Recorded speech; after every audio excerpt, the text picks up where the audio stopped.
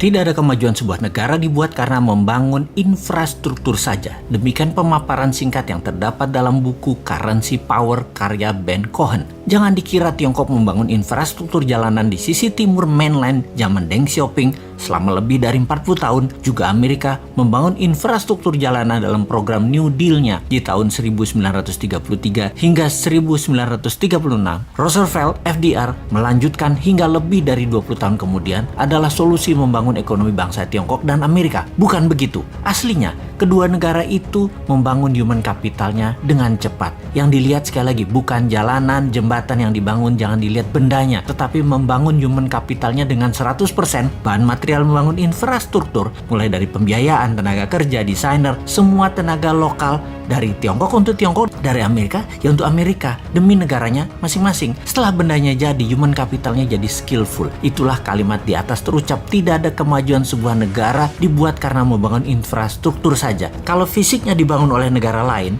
desainnya dibangun oleh negara lain, uangnya oleh negara lain, teknologinya dari negara lain, materialnya dari negara lain, itu membangun apa? Disinilah kita harus memfokuskan di dalam bangun negara ini secara sesungguhnya. Pembelajaran rakyat Tiongkok tidak berhenti di situ. Terus berlanjut di mana misalnya di tahun 1980-an ada jutaan orang Tiongkok belajar ke seluruh dunia dan terus dilanjutkan hingga saat ini. Kalau tahun 1933 dan 1936 New Deal-nya Roosevelt terlihat membangun infrastruktur, maka tidak akan sempurna jika dia tidak melakukannya dengan yang namanya Operation Paperclips. Operation Paperclips adalah operasi intelijen dengan codename Paperclips ini membawa ilmuwan Jerman lebih dari 1.600 orang untuk pindah ke Amerika sejak tahun 1945 sebelum kejatuhan Nazi hingga 1959.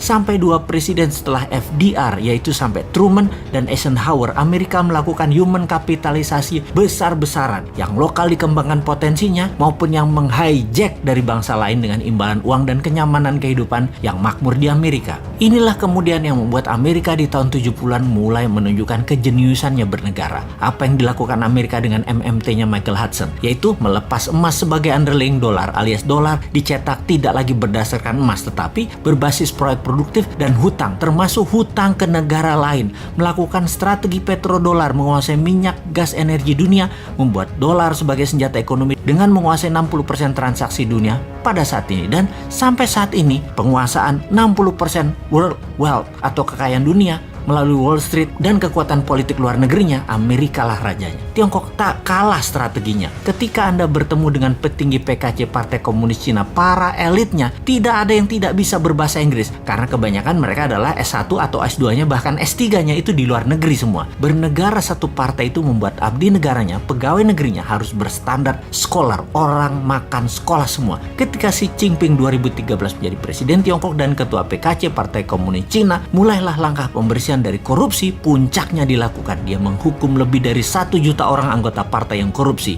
mulai dari yang terkejam menghukum mati pelaku dan mengucilkan keluarganya, sampai hukuman terendah bahwa tervonis korupsi dirinya dan keluarganya yang ada di kartu nama keluarga tidak boleh menggunakan fasilitas negara. Kemudian masuklah manusia-manusia terbaik Tiongkok menjabat, lalu dia mencanangkan BRI, Belt Road Initiative. Mulailah Tiongkok melakukan ekspansi keluar setelah 40 tahun membangun ke dalam. Kolonialisasi 5.0 berbasis bantuan ekonomi dengan produk Tiongkok, uang Tiongkok, SDM Tiongkok dimulai. Negara yang lemah pemahaman nasionalisme, kuat pragmatis dan beraliran populis, pasti kemakan strategi Tiongkok yang punya strategi yang memang berlawanan dengan kampret Amerika yang pakai jalan preman. Makanya hard power Amerika menjadi terlihat buruk dan soft power Tiongkok tidak terbaca sampai sumber daya alam suatu negara habis. Harusnya kedua negara tersebut, yaitu hard powernya Amerika dan soft powernya Tiongkok, hanya bisa dilawan dengan smart powernya New Mind. Gak seimbang nih perang atau warfare lawan Tiongkok dan Amerika kalau bernegaranya ala old mind yang beraliran populerisme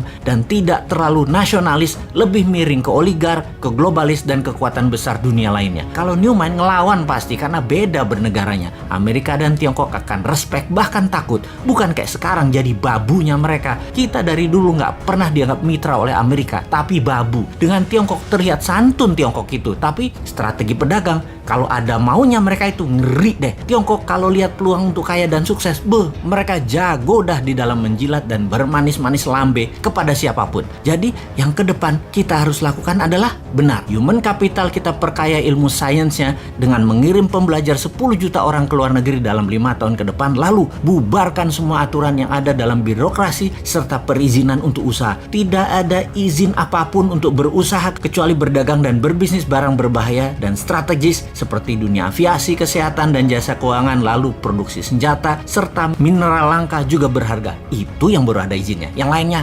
bebas.